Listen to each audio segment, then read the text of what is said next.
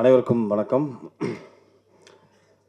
இந்த ஒரு ஸ்டார்ட் பண்ணும்போது சொன்னார், ஒரு வாழை இலையில் வந்துட்டு வெறும் சிப்ஸு கேசரி வச்சுட்டு எங்களை பிகினிங்கில் பேச சொன்னாங்கன்னு. இப்போ நான் வந்து நிற்கிற இடம் எங்கே இருக்குன்னா, வாழை இலை எல்லோரும் தின்னு முடித்து மூடி அதை கிழிச்சு விட்டு அதை பொறுக்கிற தருணத்தில் தான் நான் இருக்கேன். ஏன்னா எல்லாத்தையும் பேசி முடிச்சிட்டாங்க. ஸோ அதனால் ஃபஸ்ட்டு ரொம்ப நெகிழ்ச்சியான ஒரு ஈவினிங்காக இருந்தது. என்னென்னா, தன்னோட குடும்பத்திலேருந்து ஒருத்தர் வந்து வெளியே வந்து ஒரு படம் பண்ணுறோம் அப்படிங்கிற ஒரு விஷயத்த பத்திரிகை நண்பர்கள் சேர்ந்து கொண்டாடிய ஒரு தருணம் ரொம்ப அழகான தருணம். ஏன்னா எல்லாரும் சேர்ந்து வளரணும், அடுத்தவங்களோட வெற்றியை பார்த்து நம்ம சந்தோஷப்படுற ஆட்கள் ரொம்ப கம்மி. ஸோ இந்த மேடையில் அது நடந்தது ரொம்ப நெகிழ்ச்சியாக இருந்தது. ஸோ வாழ்த்துக்கள். அண்ட் ஊடக நண்பர்கள் அனைவருக்கும் மாலை வணக்கம். மேடையில் அமர்ந்திருக்கும் அனைவருக்கும் வணக்கம். ஸோ அவங்க ஐ திங்க் அபிராமி மேடம் எல்லாத்தையுமே பேசிட்டாங்கன்னு நினைக்கிறேன். படத்துக்கு என்ன தேவை, இந்த மேடைக்கு என்ன தேவையோ அது ரொம்ப அழகாக பேசிட்டாங்க. ஸோ நான் 2-3 விஷயங்கள் மட்டும் பேசிட்டு அப்படியே முடிச்சுக்கிறேன்.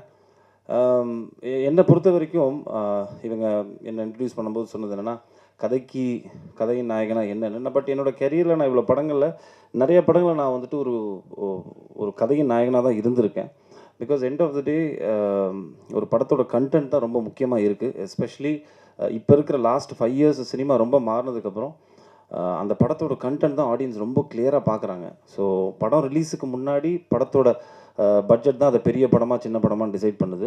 ரிலீஸுக்கு அப்புறம் அந்த கண்டென்ட் தான் வந்துட்டு ஆக்சுவலாக வந்துட்டு அதை பெரிய படமாக மாற்றுது. ஒரு சின்ன படம் கூட வந்துட்டு பெரிய லெவலில் நல்ல கண்டென்ட்டோடு இருந்துச்சுன்னா அது பலது சம்பாதிக்கிற போது அது வந்து பெரிய படமாக மாறுது. ஸோ அதுக்கு இப்போ ரீசெண்ட் எக்ஸாம்பிள் நிறையா படங்கள், சின்ன படங்கள் நிறையா வந்து பெருசாக போயிருக்கு. ஸோ அப்படிப்பட்ட ஒரு விஷயமாக தான் நான் இந்த once upon a time in மெட்ராஸை பார்க்குறேன். என்கிட்ட ஒரு பிரசாத் வந்து கதை சொல்லும்போது, நான் ஆக்சுவலாக மற்ற எந்த எபிசோடுமே கதை கேட்கல, என்னோடய ஒரு எபிசோட் மட்டும்தான் கேட்டேன்னா. பட் கேட்ட உடனே ஒரு சில கதைகள் மட்டும்தான் நம்மளுக்கு தெரியும். எனக்கு அது எங்கே தோணுச்சுன்னா, எம்டன் மகன் நான் கேட்கும்போது அது தோணுச்சு. எனக்கு பட்டியல் கேட்கும்போது தோணுச்சு. பளிச்சுன்னு ஒரு விஷயம் ரொம்ப கிளியராக நம்மளுக்கு படும்.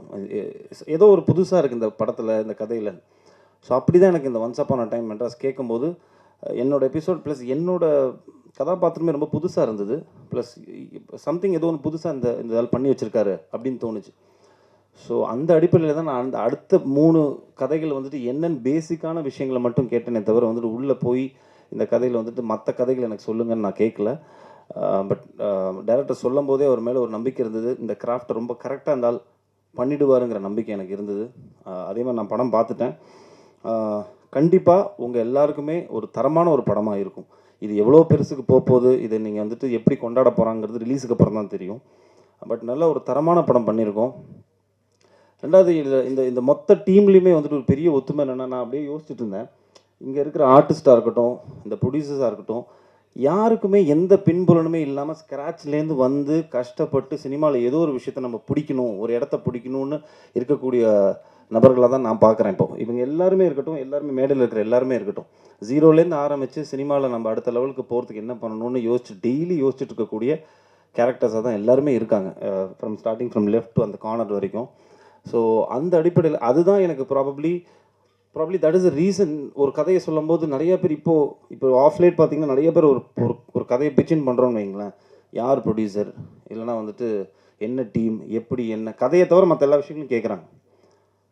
பட் கதையை கேட்க மாட்டேங்கிறாங்க. கதையை ஃபஸ்ட்டு கேட்டுட்டு அதில் நம்ம என்ன பண்ண போகிறோம் அப்படிங்கிற ஒரு விஷயந்தான் வந்துட்டு அந்த படத்தோட வெற்றியை தீர்மானிக்குது.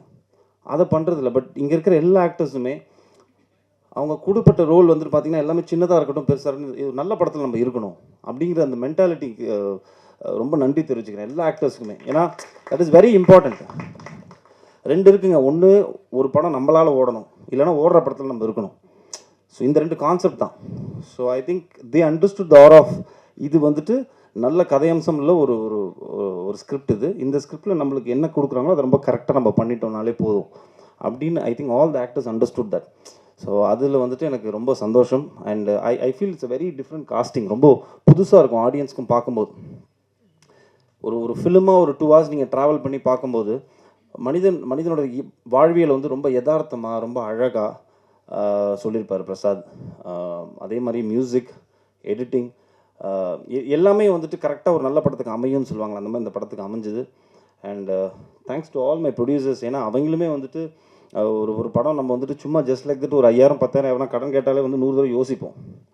பட் ஒரு படம் ப்ரொடியூஸ் பண்ணணும்னா அதுவும் வந்துட்டு அவங்க 4 பேர் சேர்ந்து ஒரு படத்தை எடுத்து இவ்வளோ ஒரு நல்ல ஒரு ஆர்டிஸ்ட்டு எல்லாரையும் சேர்த்து படம் பண்ணணும்னா அதில் ஒரு ரிஸ்க் இருக்குது அதில். பட் அது எல்லாத்தையும் மீறி சினிமா நம்மளுக்கு கொடுத்துருக்கு, அது திருப்பி நம்ம சினிமா கொடுக்கணும் அப்படிங்கிற ஒரு விஷயத்தை மட்டுமே மைண்டில் வச்சுக்கிட்டு இந்த 4 ப்ரொடியூசர்ஸ் உள்ளே வந்திருக்காங்க. And they produced it. And டெஃபினட்டாக நீங்கள் எல்லாருமே படம் பார்த்துட்டு உங்கள் எல்லாரையும் டிசப்பாயிண்ட் பண்ணாத ஒரு அழகான ஒரு ஃபிலிமாக இது இருக்கும்.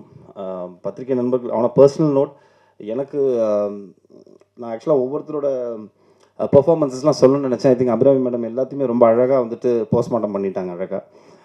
ஸோ எனக்கு எல்லா ஆக்டர்ஸுமே ரொம்ப யதார்த்தமாக நடிச்சிருந்தாங்க நான் படம் பார்க்கும்போது. Because I am a guy who believes in more of realistic acting. இங்கேருந்து தோன்றது அப்படியே நடிக்கணும் அப்படிங்கிறது ஒரு நடிக்கக்கூடிய ஒரு ஆக்டர் தான்.